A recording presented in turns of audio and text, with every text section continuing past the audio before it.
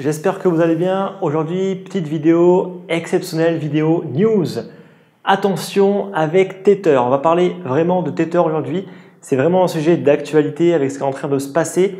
Donc si vous n'êtes pas au courant, il serait peut-être temps de vous mettre à la page parce que ce qui arrive risque de chambouler le marché et ça risque de pas être joli pour ceux qui ne sont pas prévenus. Alors, Tether, pour ceux qui pensent que Tether c'est le stablecoin idéal à utiliser sur des sites comme Binance, Kraken, Poloniex, etc. Eh bien, vous vous trompez complètement. Alors, d'une part, si vous ne l'avez pas vu, j'ai fait une vidéo. Elle est toujours d'actualité parce qu'en gros, on traite toujours du même problème, de la solvabilité en fait de Tether. Allez la voir, d'accord? Cette vidéo a plus d'1 an. Allez la voir, rien n'a changé, c'est toujours la même histoire. C'est toujours cette bombe qui est prête à exploser. Donc Tether, c'est quoi? Donc Tether, c'est tout simplement un token. C'est un token qui a été créé et qui était backé sur le US dollar.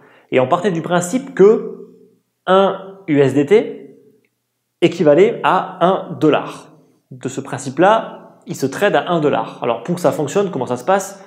La compagnie Tether, bien évidemment, était censée avoir pour chaque USDT émis l'équivalent en dollars dans ses caisses. Problème, aujourd'hui, il y a des milliards d'USDT et Tether n'a toujours pas montré patte blanche et je pense qu'il ne le fera jamais parce qu'il ne l'a jamais fait. Il n'a jamais montré ses comptes. On ne sait pas combien Tether possède. Donc c'est quand même dramatique qu'une compagnie qui est censée avoir des milliards dans les coffres refuse les audits. Pire encore, ils virent leurs auditeurs quand ils prétendent qu'ils vont se faire auditer, mais qu'au final, soit ils les virent, soit ils font rien. C'est arrivé encore il n'y a pas si longtemps que ça avec justement Fredman LLP qui était censé les auditer et qui a été viré. Je mettrai tout ça dans la description, vous verrez, c'est assez marrant de suivre un petit peu toutes ces news avec Tether, c'est toujours extrêmement passionnant. Donc Tether, c'est le plus grand ami de Bitfinex. En fait, c'est même Bitfinex qui a créé Tether. Donc Bitfinex, c'est le site d'échange le plus clean au monde. Pardon, le plus pourri, j'ai envie de dire. C'est le site qui, on le sait, a manipulé énormément, que ce soit le marché du Bitcoin ou des altcoins. Ça, on le sait. Il a été hacké à plusieurs reprises. Il a été souvent hors la loi. On a même découvert qu'il était aux îles Vierges britanniques. On ne savait même pas où est-ce qu'il était. On ne sait pas avec qui est-ce qu'il travaille. On ne sait pas qui est leur banque. En fait, on ne sait rien. D'accord? Donc, sur Bitfinex et sur Tether, on ne sait pas grand-chose. On ne sait rien. C'est un flou artistique. D'accord? C'est une transparence zéro. C'est pourtant pas ce qu'ils prétendent sur leur site. Zéro en transparence. Ils refusent tous les audits. Voilà. C'est vraiment, ils font du drama. Ils font du drama, dès qu'on s'attaque à eux, ils se défendent, etc. C'est quand même assez rigolo, vous verrez. Alors qu'on sait, d'accord, toutes les personnes dans le milieu des cryptos depuis maintenant plusieurs années, ils savent pertinemment qu'un jour ou l'autre, ça va exploser comme BitConnect, pareil. Donc, beaucoup disaient que BitConnect, quand il allait exploser, ça allait être l'apocalypse. Bah, au final, il s'est absolument rien passé, d'accord. Le marché n'a absolument pas réagi, ou quasiment pas. Est-ce que ça va se passer pareil avec Tether et Bitfinex? Les enjeux sont un petit peu différents et surtout les sommes d'argent et les volumes sont quand même différents quand bien même on ne peut pas savoir ce qui va se passer. Au contraire, le marché pourrait même réagir positivement. Honnêtement, on n'en a aucune idée. Donc, l'USDT, donc ce Tether USD est quand même massivement présent aujourd'hui sur Kraken qui lui aussi a un beau passé. C'est aussi un site que je recommande absolument pas d'utiliser, surtout quand on sait les pratiques qu'il a pu faire en 2017.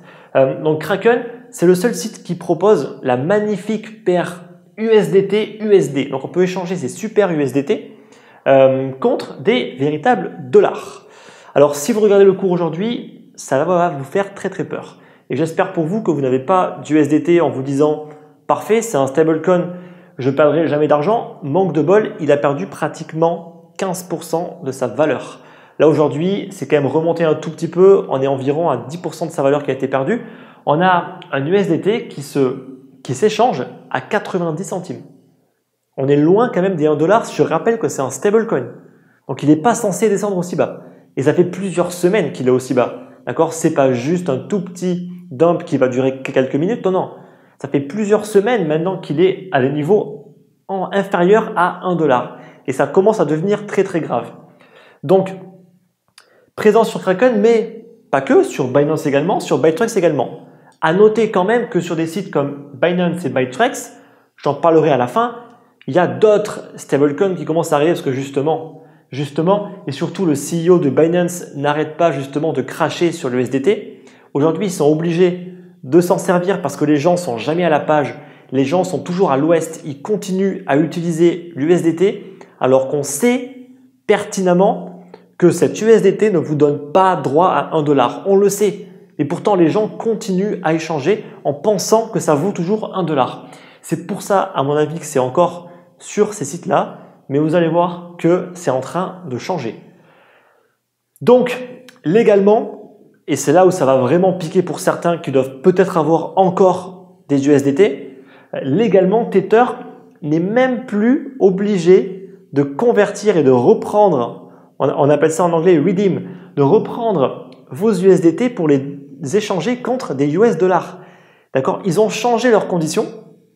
C'était marqué avant, noir sur blanc, ils l'ont changé. Et maintenant, c'est carrément marqué noir sur blanc, pareil, je mettrai tout ça dans la description, qu'ils n'ont même plus l'obligation de prendre vos USDT pour les échanger. D'accord? Traduction, vos USDT ne valent rien, rien du tout. Voilà. Et les gens continuent à les trader. C'est vraiment incroyable. Il serait peut-être temps en fait que les personnes redescendent un petit peu sur Terre et se renseignent un minimum sur Tether. Donc, aujourd'hui, on sait, ça n'a plus aucune valeur. On le sait, d'accord? Tant que les gens vont avoir dans leur tête que 1 USDT égale 1 $, il va continuer à avoir un petit peu de valeur. Mais sur le papier, et d'après les conditions même de Tether, ça n'a plus de valeur. Si Tether n'accepte ou n'est pas obligé d'accepter un USD et de vous rendre 1 $, mais le stablecoin n'a plus aucun intérêt et son prix ne sera plus du tout stable parce que c'est ça justement qui imposait une stabilité. Donc, le Tether est aujourd'hui tradé, échangé à 90 centimes et il y a eu un plus bas historique à 85 centimes. Il n'a jamais été aussi bas. D'accord? Donc, sur la paire Kraken USDT-USD, il est tombé à 85 centimes. Il n'a jamais été aussi bas. Donc, je ne sais pas si vous vous rendez compte, mais c'est quand même très dangereux. Très dangereux pour ceux qui ont des USDT. En tout cas, moi, ce n'est pas mon cas. Donc, les stablecoins qui ont été audités, qui sont légales, d'accord, eux, ils arrivent. Et ils arrivent en force. Et on voit qu'il y a un énorme transfert, un échange de valeur entre les USDT et ces nouveaux stablecoins. Alors, qui sont-ils? On va retrouver le TrueUSD. Rappelez-vous, j'avais fait une vidéo un petit peu critique il y a quelques mois maintenant. On va retrouver le Gemini de la Goldman Sachs, donc le Gemini dollar du broker Gemini de nos amis de la Goldman Sachs. On va avoir le Pax, on va avoir même le Haven qui est encore un tout petit peu différent de tout cela car celui c'est carrément un stablecoin anonyme qui est vraiment à ses utilisateurs. Je pense que ça mérite une vidéo parce que c'est un super projet. Voilà, donc là on peut voir qu'il y a vraiment un transfert de valeur. On peut voir que le TrueUSD, lui pour le coup, il a monté, il est à 1,10 $. Ça veut dire que il s'échange plus que ce qu'il ne vaut. Ça veut dire quoi? Ça veut dire qu'il y a énormément de personnes qui achètent et qui doivent probablement échanger leurs USDT qui n'ont aucune valeur contre des stablecoins qui eux ont de la valeur. Idem pour le Pax qui lui était carrément à 1,14 $.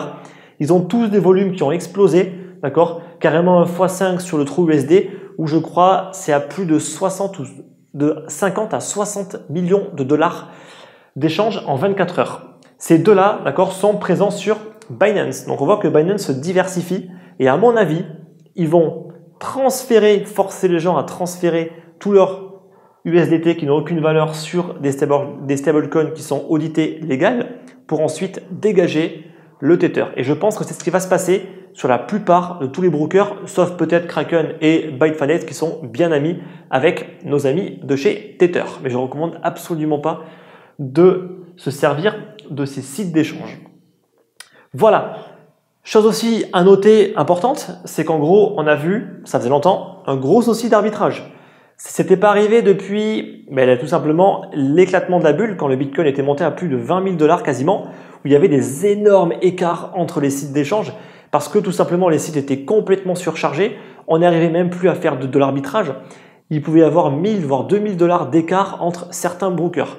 Et là, il est arrivé exactement la même chose aujourd'hui où il y a eu des énormes achats, des volumes d'achats qui se sont déclenchés notamment sur Bitfinex et Binance, où on a pu avoir un Bitcoin qui est monté à plus de 7000 $, voire même beaucoup plus, il me semble, durant un très court instant, alors qu'il se tradait tranquillement sur Bitstamp, sur Gemini à 6300.